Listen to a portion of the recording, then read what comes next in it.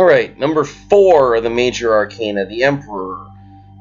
This is just the king of kings, right? He's badass in the extreme. Sitting on his throne wearing his armor underneath his robes.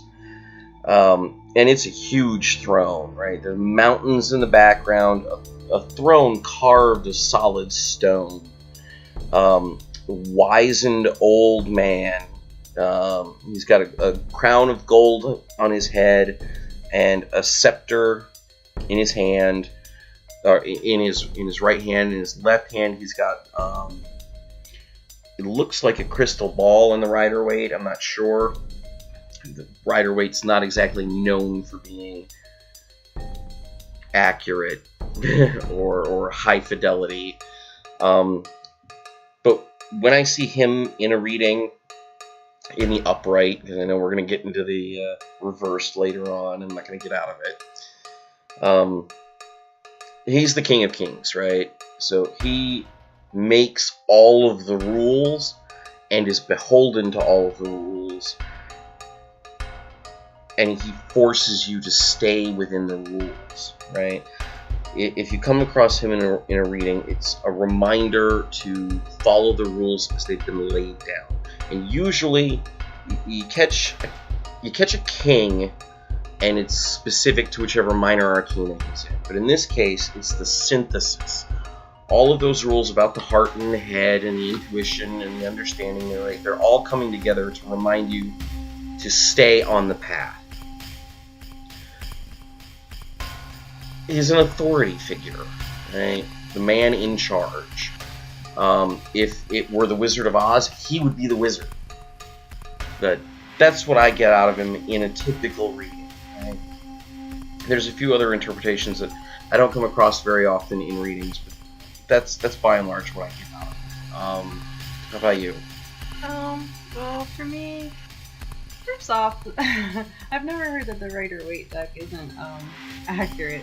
Well, I think maybe you didn't accurate. convey it very well. It's just it's not very easy to see what's intended in some of the pieces. And some of the printing books. Yeah, not terribly clear like you look at this and it could be a tribble in his hand because it's white and kind of pokey around the edges. But it could be a crystal ball. It could just be a white rock. Right. And the important thing to remember is when you're doing a reading is to trust your intuition as to what it is. Yeah. You know what it is in that reading if you're listening to yourself. So the Emperor, I don't know so much about the whole following the rules bit because I usually see the Hierophant more for that in a reading when this turns up. But with the Emperor, I usually get the strong sense of a father figure or a paternal type. Someone who takes authority not only in the sense of being large and in charge, but that people look up to him and depend on him in some kind of meaningful way. So it might be the father of a family or something like that, not just say the president or a business owner or something like that. He encompasses a more universal authoritative role, I think. Okay, yeah.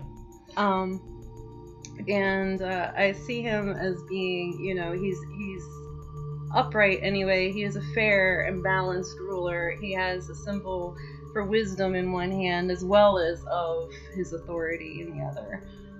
He's not just, going off of, I'm the one who makes the rules, so, listen to me. But also think of the type of king, that people would, go before if they had an issue of justice. Right. Yeah, I totally get that. I'm wondering though if you get the same feeling of like distant authority that I get off of him. Like, he's not your dad. He's not your older brother. He's like great grandpa who's still alive. He's up there and he's removed, but he's still the man who runs everything. Right. Usually he's not going to be the chummy, lovey-dovey type. Right.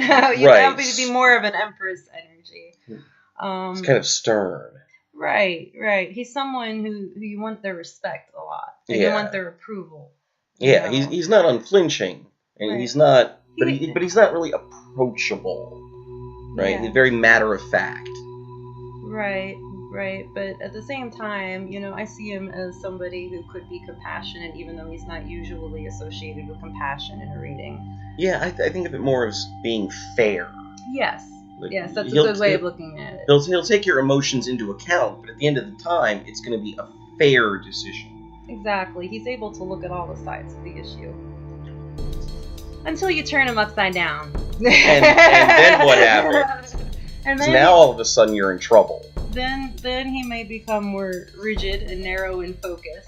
The fairness might be upended. For example, he may no longer be seeing quite as clearly, and he could be letting his power get to his head. Or it could be that the fairness is just not going to work out in your favor, right? This is the bad impression that you get when you go before an authority figure and they rule in the other guy's favor. Right.